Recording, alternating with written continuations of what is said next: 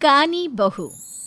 किशोरी लाल जी के बेटे राघव की शादी की बात जगह जगह चल रही थी, लेकिन किशोरी लाल जी को कोई लड़की पसंद ही नहीं आती थी। और उसकी एक ही वजह थी, किशोरी लाल जी का लालची होना। उनको लड़की वालों से मोटा दहेज चाहिए था और इसी चक्कर में एक दिन वो एक बहुत पैसे वाले के घर अपने बेटे का रिश्ता लेकर पहुंचे। उस आदमी का नाम था ओम प्रकाश। देखे किशोरी लाल जी, मेरी एक ही बेटी है और मेरी सारी संपत्ति जायदाद सब कुछ मेरी बेटी नैना का ही है। पापा, नाम से लगता है बहुत खूबसूरत होगी। कितना अच्छा नाम है ना, नैना। ओ, वैसे बात तो सही है आपकी। अब इतना पैसा है, जमीन जायदाद है, इकलौती बेटी, आप भी क्या करेंगे? सब कुछ उसे ही देंगे ना। बिल्कुल ठीक पहचाना आपने। बस बेटी की शादी और सारी जायदाद उसके नाम। पापा, बिना देखे हाँ कर दीजिए ना। इतना अच्छा रिश्ता फिर कहाँ मिलेगा? माला माल हो जाएंगे हम। मैं अपनी बेटी को बुलाता हूँ। अरे नहीं नहीं नहीं नहीं, आपकी बेटी का नाम नैना है, सुनकर ही लगता है बहुत सुंदर होगी। रहने दीजिए अंकल, मैं तो आपकी बेटी के नाम से ही इतना खुश हो गया हूँ कि उसे बिना देखे शादी करने को तैयार हूँ। अब तो मैं उसका चेहरा सीधे शादी के बाद ही देखूंगा। और इस तरह राघव नैना का चेहरा नहीं देखता और उससे शादी कर लेता है। शादी के बाद अपनी सुहाग रात पर जब राघव नैना का घूंघट उठाकर देखता है तो नैना की आंखें बंद थी। कितनी खूबसूरत हो तुम नैना, जरा अपनी आंखें खोलकर मेरी तरफ देखो तो सही। नहीं, मुझे शर्म आती है। अरे, मैंने तुम्हें शादी से पहले भी नहीं देखा, और अब अगर तुम आंखें खोलकर मुझे देखोगी भी नहीं तो मुझे अच्छा कैसे लगेगा? इससे पहले कि नैना अपनी आंखें खोलकर राघव की तरफ देखती, अचानक से लाइट चली गई और राघव नैना को पूरी तरह से देख भी नहीं पाया। अगली सुबह नैना राघव के लिए नाश्ता बनाकर लेकर आई। अरे ये क्या, आधा पराठा सीका हुआ है और आधा बिल्कुल कच्चा। ये तुमने क्या किया नैना? बहू, तुमने क्या आधा पराठा तवे से नीचे लटका कर रखा था, जो आधा सिका है और आधा कच्चा? मुझे जितना दिखेगा उतना ही तो सीखूंगी ना पापा जी। जहाँ जहाँ मुझे नजर आ रहा था वहाँ मैंने सीख लिया, और जहाँ जहाँ नहीं दिखा वहाँ कच्चा रह गया होगा। इसका क्या मतलब है? ये कैसा मजाक कर रही है तुम? अरे बहू, तुमने इतना लंबा घूंघट क्यों लगाया हुआ है? देखो, हमारे घर में बहुओं को बेटी की तरह रखा जाता है, और फिर तुम तो इतना सारा माल लेकर आई हो। देखो, ये घूंघट डालकर रखने की कोई ज़रूरत नहीं है। हाँ नैना, पापा जी ठीक कह रहे हैं, तुम तो आराम से रहो, अपना ही घर समझो। नैना अचानक से अपना घूंघट उठा लेती है। अरे ये क्या पापा, नैना की तो एक आंख फूटी हुई है। नाम से नैना, लेकिन ये तो कानी बहू निकली। मेरे साथ धोखा हुआ है, धोखा। बिना दिखाए अपनी कानी लड़की मेरे संग ब्याह दी। मुझे कानी बीवी नहीं चाहिए। मुझे अभी ओम प्रकाश जी से बात करनी पड़ेगी। आखिर उन्होंने मेरे साथ ऐसा किया क्यों? अरे, आप लोगों ने ही तो पापा से कहा था कि आप लोग शादी से पहले मुझे देखना नहीं चाहते। अब मेरे पापा पर क्यों इल्जाम लगा रहे हैं?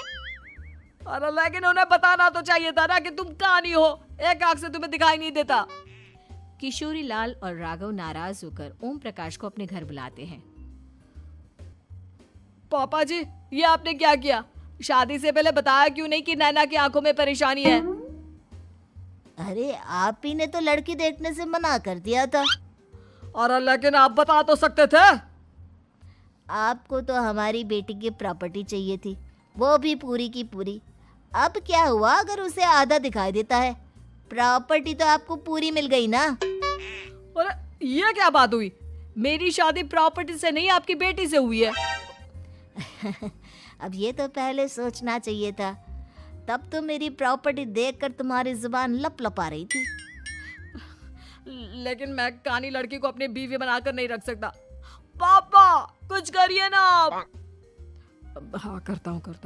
देखिए ओम प्रकाश जी, आप हमारे साथ ऐसा नहीं कर सकते।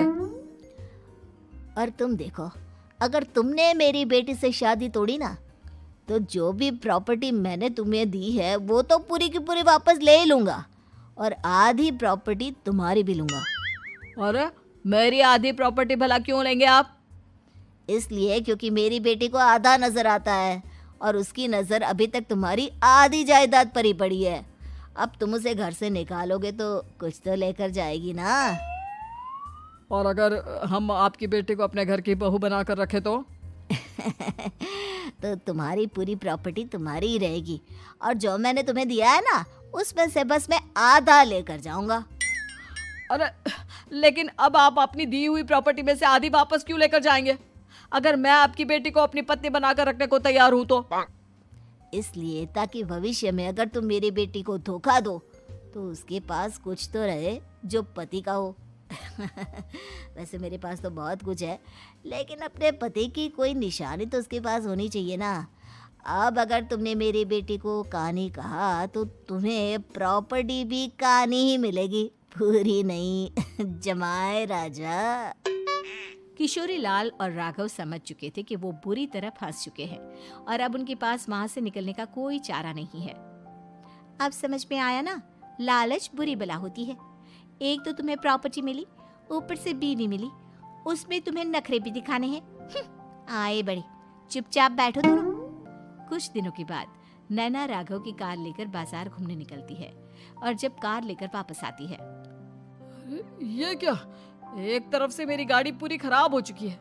लगता है तुमने मेरी गाड़ी को किसी दूसरी गाड़ी के साथ एक्सीडेंट किया है। अरे अरे कितना बड़ा नुकसान कर दिया तुमने बहू। वो क्या है ना पापा जी, मुझे एक आंख से दिखाई नहीं दे रहा था, सामने से गाड़ी आ रही थी। मुझे तो सिर्फ आधा ही दिखाई दिया और वो गाड़ी मेरी कार से रगड़ते हुए निकल गई। अब मैं क्या करूं बताओ? आप इसे ठीक कराने के पैसे कौन देगा? तुम्हारे पापा? तुमने मुझसे इस तरह से बात की? अभी रुको। नैना राघव की शिकायत ओम प्रकाश को कर देती है। देखो राघव, अब जो मेरी आधी प्रॉपर्टी तुम्हारे पास थी ना, उसमें से आधी और मैं लेकर जाऊंगा, क्योंकि तुमने मेरी बेटी को डांटा। अरे नहीं नहीं पापा जी, गलती हो गई, माफ कर दो। गलती की तो कोई गुंजाइश ही नहीं। अगली बार मेरी बेटी को डांटा तो बची हुई आधी में से आधी और ले जाऊंगा। लालच के चक्कर में हम दोनों ने बहुत बड़ी गलती कर दी बेटा। एक तो तुम्हें कानी बहू मिली और ऊपर से जो माल मिला वो भी काना। इस तरह राघव की हर एक गलती पर ओम प्रकाश उसकी प्रॉपर्टी का आधा आधा हिस्सा लेकर अपना सारा माल वापस ले गया और राघव को कानी बीवी से काम चलाना पड़ा। भाई लालच वाकई में बुरी बला है।